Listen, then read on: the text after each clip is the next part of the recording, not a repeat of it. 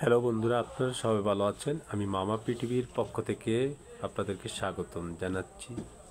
যাদের যৌন সমস্যা দীর্ঘদিন যাবৎ ভুগছেন, আপনার স্ত্রীর সাথে সহবাস করতে পারেন না, টাইম পান না, বীর্য পাতল, গাঢ় না, তার জন্য কী ওষুধ খেতে হবে সে বিষয়ে কথা বলছি আপনাদের মাঝে। এই মোগাল্লিস হালুয়াটা খাবেন।